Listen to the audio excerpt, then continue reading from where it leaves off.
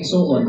Kay ina niya, kung nakabantay mo sa kung ibasa, ingon ang Bible, bililhon ang kaluwasan sa kalag.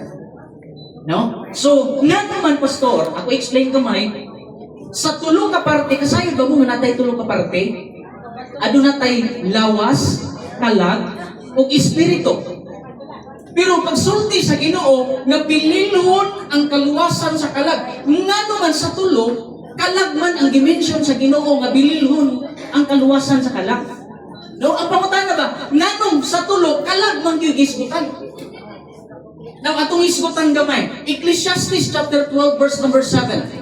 Okay? So, Ecclesiastes 12:7, the Bible says, "Then shall the dust return to the earth as it was."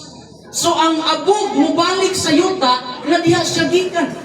Mga igsuon, sa tulo ka parte, lawas, kalag, espiritu, ang abog, kining lawasan di ay gikan ni sa abog.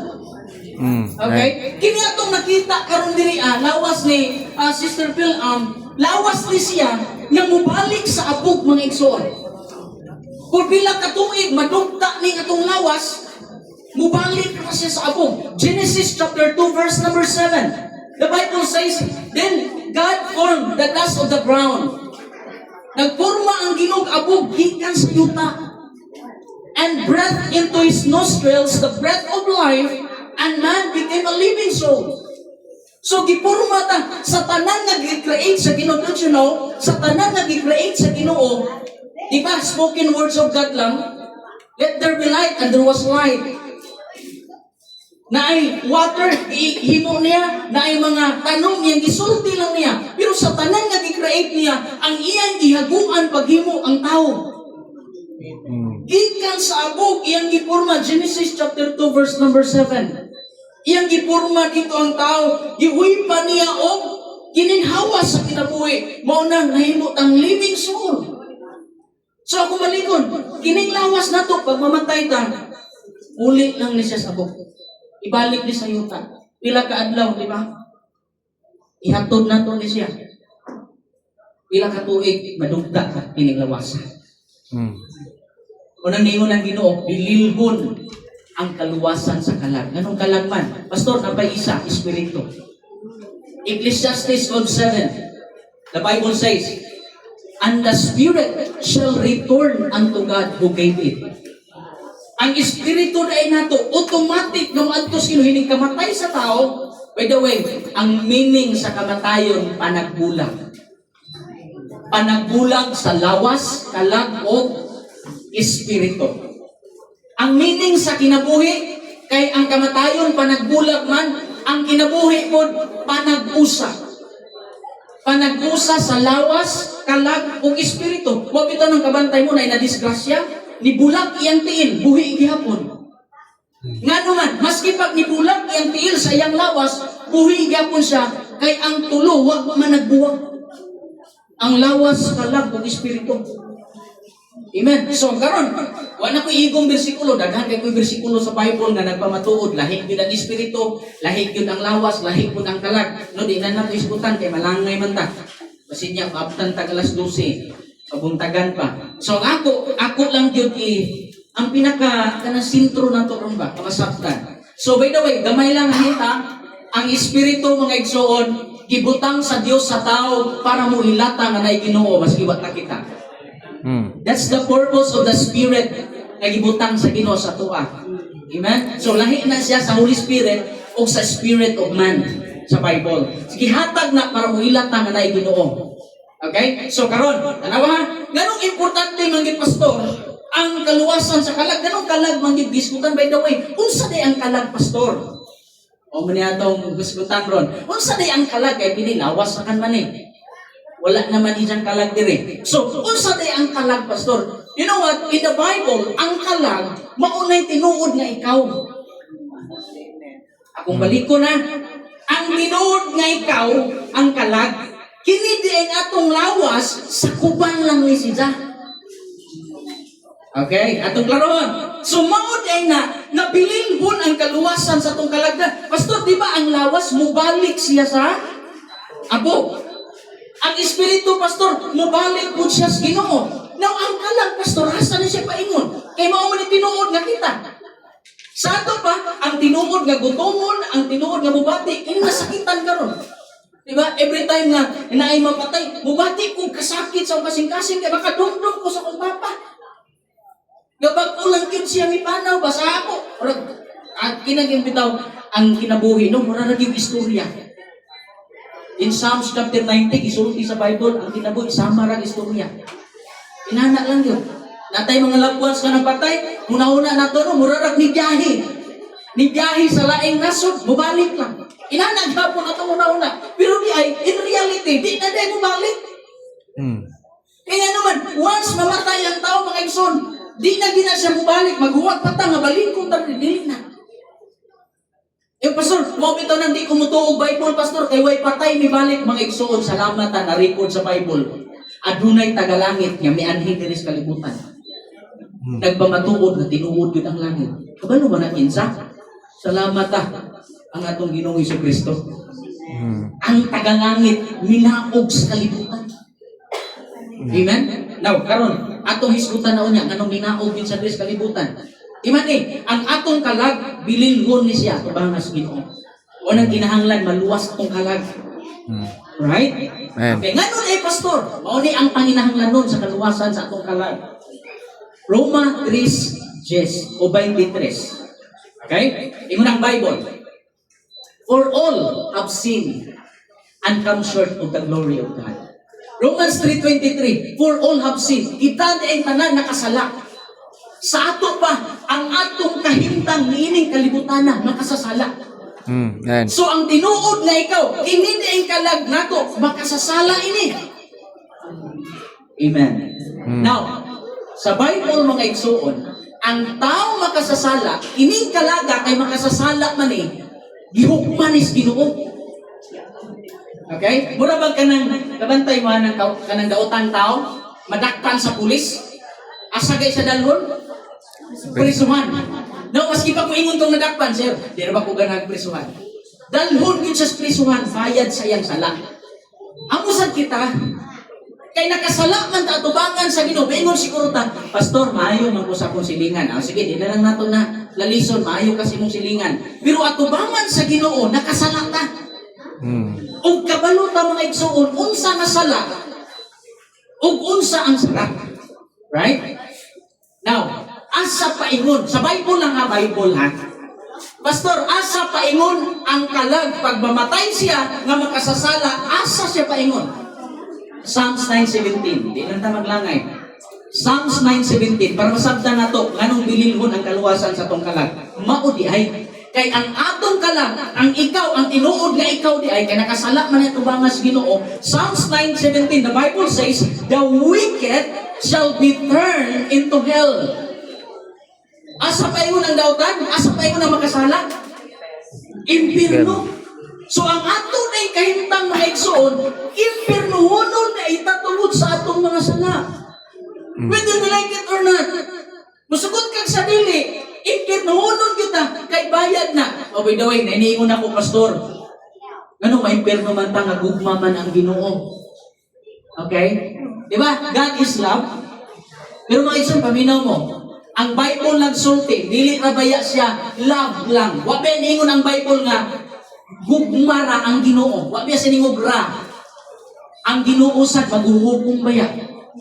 Gani sa Bible gitawag siya consuming fire. Amen? So mao na nagoy hukom. Okay, ibutang na to ha. Si Pungpong Marcos mga igsoon, moingon siya nga ang akong pagdumala karon sa atong nasod sa Pilipinas, gugmara. Imagine daw usa ka gubot sa atong kalibutan. Di ba? Na ay madakpan nga mang rape. Moingon na si Bongbong sa pulis, ano gidako ko na mo nga gugma man ang akong pamaagi ron. Di ba pangit kayo no? Gubot man kaya itong kalibutan nga na ibalaon. Unsa pa ka kung moingon gugma ra ipairal.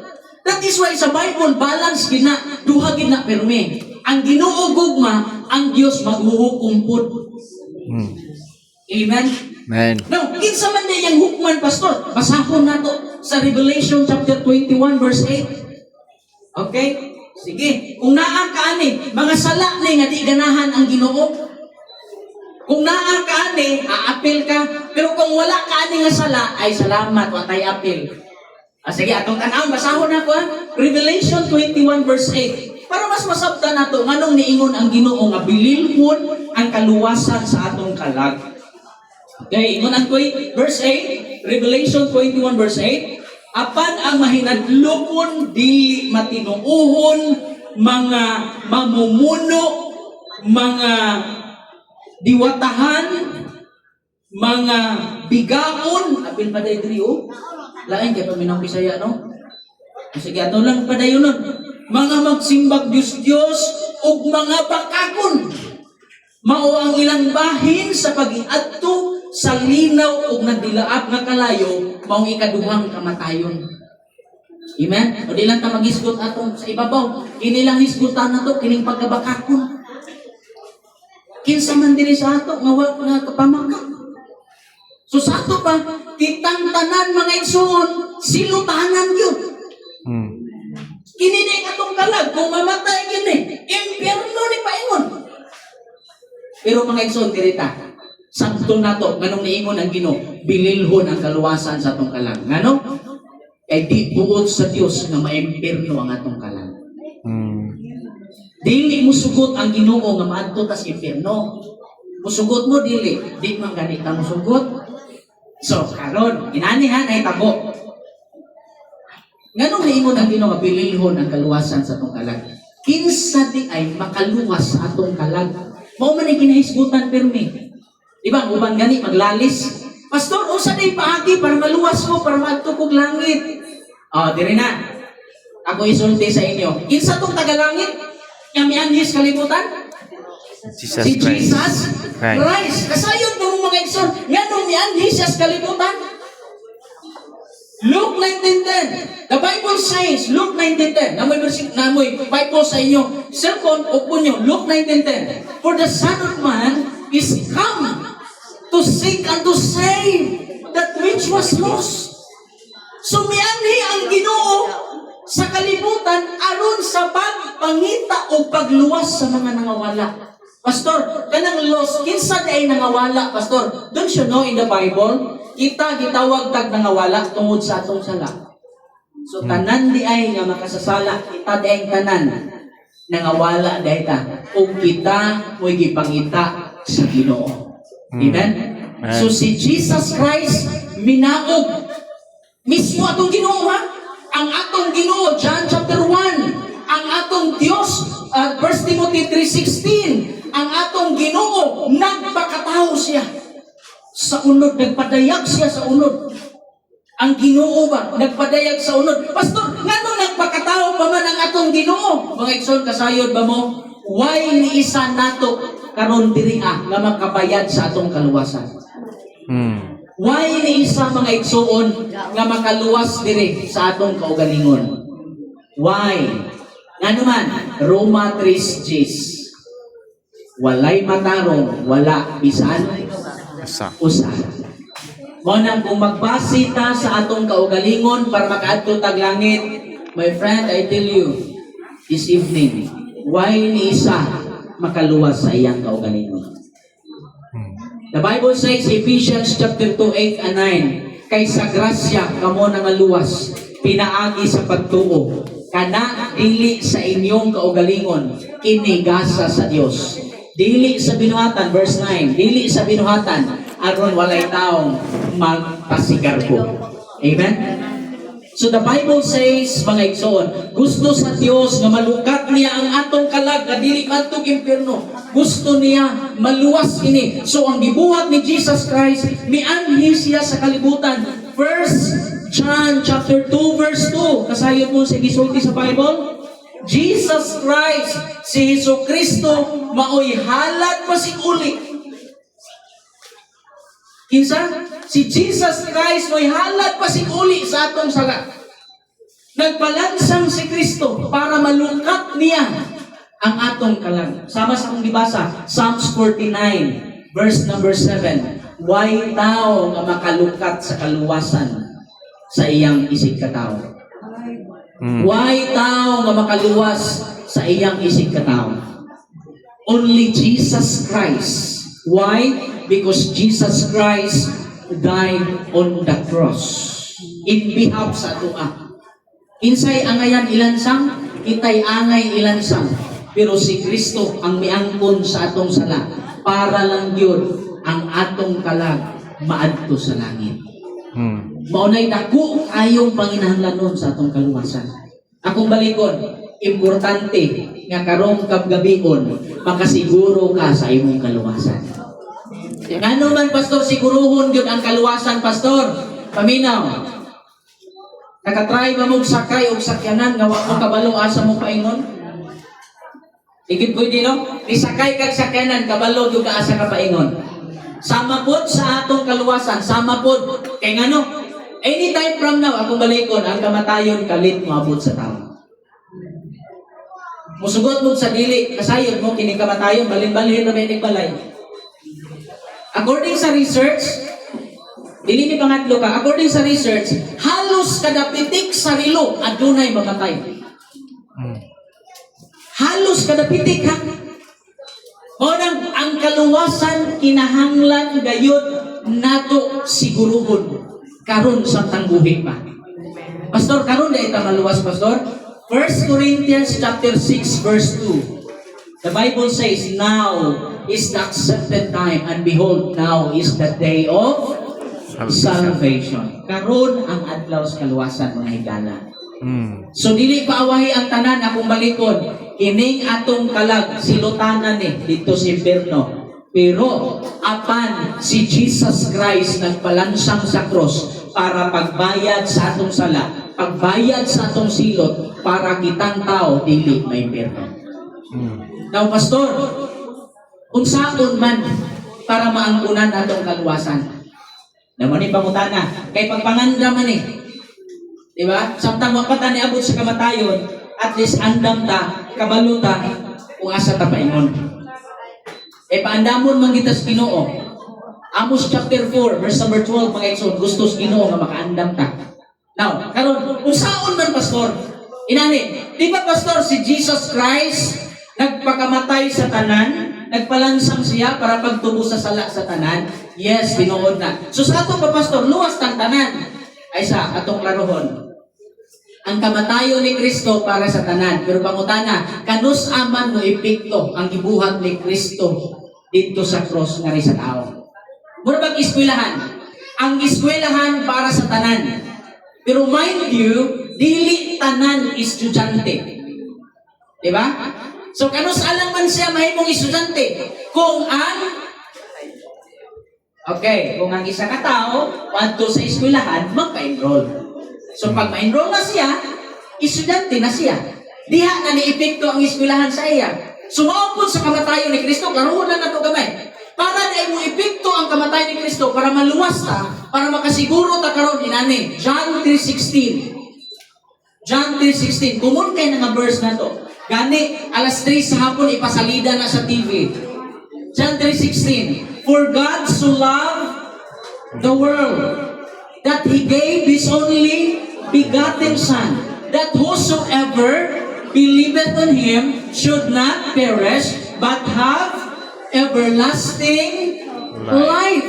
So yun ang Bible. Gihigugma tas Ginoo. Gihatag iyang bugtong anak, si Jesus Christ. Sumpay, si bisan kinsa nga mutuo kaniya. Maigsoon, karoon na to. Ano sa mo epekto ang gibuhat ni Kristo dito sa cross? Mo epekto lang ni sa tao nga mutuo ni Jesus Christ nga iyang manluluwas. Amen. Amen. Mo epekto lang ni sa tao nga mutuo ug mudawat kasi dawaton niya ni Kristo nga si Kristo namatay tungod sa atong sala gilubong ug nabanhaw sa ikatulo ka adlaw. Diha lang na siya mo epekto. Sama sa tambal mga igsoon, karuho na nato ha. Ang tambal, for example, ang paracetamol makaayo sa imong hilanat. Nituo ka ang paracetamol makaayo, pero wala na imong imna, wala dawat sa imong lawas, maayo baka ka? Ginoo, di ka maayo kay wa man nadawat. Kinahanglan dawaton nimo maubot si Jesus Christ. Kinahanglan imo siyang dawaton pinaagi sa pagtuo. Juan 1:12, klaro na to ha? John 1:12. But as many as receive Him, To them give He power to become the sons of God, even to them that believe on His name. So ang Bible nagsulti, si bisan kinsa way gipili. Unsa man nato ka makasasala, unsa man nato kadautan, kaya tang luwason sa Ginoo kung imong dawaton si Kristo pinaagi sa pagtuo nga imong manluluwas. Kay maunay purpose nganong namatay si Kristo, kay gusto niya luwason imong kalag para dili maadto sa impierno human sa kamatayon. Amen. Ang kaluwasan karon, ako balikon, wa nay kaluwasan sa hukom. Dunay duha ka dagkong hukom sa Biblia kung nasayod mo. Una, naay judgment seat of Christ. Ikaduha, naay white throne judgment. Ang judgment seat of Christ para sa mga tumutuo ni Kristo. Amen. Ang white throne judgment, Revelation chapter 20, ang white throne judgment para na sa mga tao nga wa nituo ni Jesus Christ nga iyang manluluwas. Hukom, pastor, napabay kaluwasan na? Wala na. Ang kaluwasan gihatag sa Ginoo sa ato karon. 1 Corinthians chapter 6 verse 2. Now is the day of salvation. Ngano, unsay paagi gani para maluwas? Episo 2:8-9 pinaagi sa imong pagtuo. Mga igsoon, wala nay patay nga mutuo mudawat ni Kristo. Wala nay patay nga makatuo pa. Mao nang ang chance nato karon dapat makasabot og atong dawaton si Kristo pinaagi sa pagtuo. Kay maura ginay paglaom nga atong paabot human sa kamatayon, uli ta sa langit. Amen. Amen. Ngano makauli ta sa langit tungod na ni Jesus Christ sa iyang gibuhat dito sa krus sa Kalbaryo. Acts 16:31, believe on the Lord Jesus Christ and thou shalt be saved at thine house. Mao ni ang maayong balita nga dapat madunggan sa mga tao nga adunay kinabuhi human sa kamatayon. Adunay kinabuhi nga nagpaabot na to. O na gitawag sa Bible, everlasting life. Nga kuyog nato ang atong Ginoo dito sa harian sa Dios. Dito sa harian sa langit. O nagkabantay mo, dingon ang Bible, bililhon ang kaluwasan sa atong kalag. Ngano, impiernohonon dahil siya. O ang paagi lang, ang masulbad din atong pagkapait, impiernohonon, si Jesus Christ ra gyud. Romans 5:8. But God commended His love toward us, in that while we were yet sinners, Christ died for us.